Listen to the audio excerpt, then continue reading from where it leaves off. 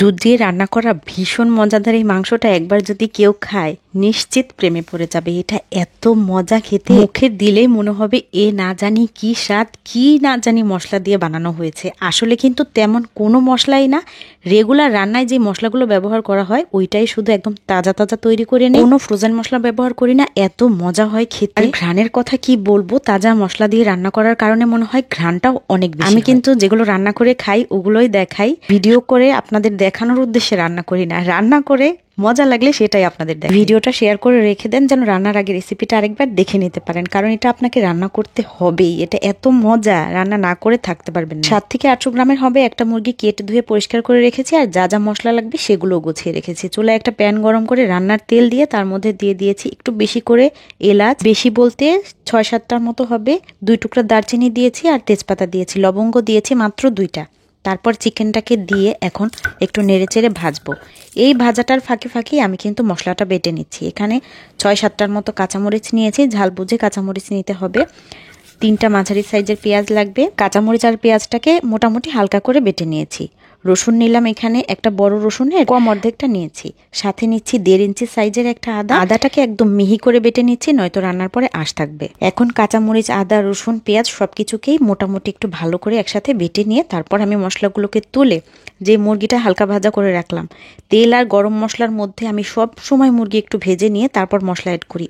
অনেক টেস্ট হয়। বাটা মশলাটুকুর সাথে আমি 1 চা চামচ করে ধনে আর জিরার গুঁড়া দিয়ে দিলাম। কোনো ধরনের এখানে শুকনো মরিচের গুঁড়া, হলুদের গুঁড়া কিচ্ছু দিব না। এমনিতে এটা অনেক মজা হবে, দেখতেও সুন্দর। এখন এগুলোকে তেল ছাড়া ভাব হওয়া পর্যন্ত নেড়ে চেড়ে একটু ভালো করে কষিয়ে নেব। মিডিয়াম আঁচে রেখে নেড়ে চেড়ে সুন্দর মতো মুরগিটাকে মশলার সাথে একদম ভাজা ভাজা করে কষালাম।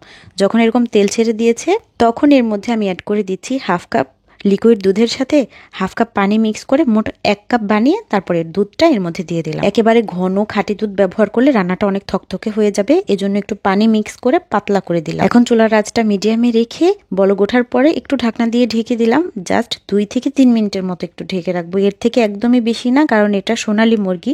দেশি মুরগি হলে একটু বেশি সময় রান্না করা লাগতো। এখন চুলার আঁচটা একটু কমিয়ে দিয়ে এটা রান্না করতে করতে আমি পাশের চুলায় বাসমতি চালের একটা পোলাও রান্না করে নিই। এটা আসলে পোলাওয়ের সাথে খেতেই বেশি মজা। আমার মোট কথা মন চাচ্ছিল যেটা বাসমতি পোলাও দিয়ে আমি খাবো। যাই হোক, পোলাও রান্নার জন্য প্রথমে তেল গরম করে এর মধ্যে একটু এলাচ আর দারচিনি তেজপাতা ভেজে নিয়ে তার মধ্যে একটু পেঁয়াজ কুচিও দিয়ে দিয়েছিলাম। সাথে সাথে আমি 1 কাপ বাসমতি চাল ধুয়ে পানি ঝরিয়ে দিয়ে একটু আদা রসুনের পেস্ট দিয়ে নেড়ে চেড়ে চালের সাথে সবকিছু একটু কষিয়ে নিচ্ছি। ভাজা হয়ে গেলে এর মধ্যে চালের দ্বিগুণ পানি দিয়ে দিচ্ছি। 1 কেজি নিচে রান্না করলে আমি সবসময় দ্বিগুণ পানি দিই। চুলার আঁচটা বাড়িয়ে রেখে একদম থকথকে করে রান্না করে নিলাম। যখন মাখা মাখা হয়ে গেছে আঁচটা একদম কমিয়ে দিয়ে ঢাকনা দিয়ে ঢেকে এভাবে 10 থেকে 15 মিনিট রেখে দেবো। আর এর মধ্যে আমার চিকেনটা কিন্তু বেশ মাখা মাখা হয়ে গেছে, ঝোলটা অনেকটাই টেনে একদম তেল ভাসা ভাসা ভাব হয়েছে। একদম শেষ পর্যায়ে একটু ভাজা জিরার গুঁড়া দিয়ে দিলাম, মন চাইলে গরম মশলাও দেওয়া যায়। তবে এত সুন্দর ঘ্রাণ হয়েছে আর কিচ্ছু দিতে মন চাচ্ছে না। দেখেন চেহারাটা কত সুন্দর হয়েছে। বিশ্বাস করেন এর ঝোলটাই এত মজা, মনে হয় যেন ঝোলটা দিয়েই পেট ভরে ভাত খাওয়া যাবে। এদিকে আমার পোলাওটাও দমে দেওয়া হয়ে গেছে, এটা মোটামুটি সেদ্ধ হয়ে গেছে। তারপর একবার একটু উল্টে দিলাম। খুবই অল্প পরিমাণ রাইস, দেখে কেউ হাসবেন না, আমরা খাওয়ার মানুষ মাত্র 2.5 জন। জানেনই তো রমজান মাসে রহমত বরকত সবকিছু মাশাআল্লাহ অনেক বেশি, অল্প রান্না করলেই তৃপ্তি ভরে খাওয়া হয়ে যায়। দেখেন রাইসটা কিন্তু একদম ঝরঝরে, কিন্তু ভিতরে একটা জুসি ভাব আছে। মুখে দিলেই ভাতটা খুবই সফট লাগছিল। রাইসটাও আসলে খুব মজা হয়েছে। আসলে অনেক ধরনের এক্সপেরিমেন্ট করে করে মানুষের মশলাপাতি নষ্ট করার আমার কোনোই ইচ্ছা নাই।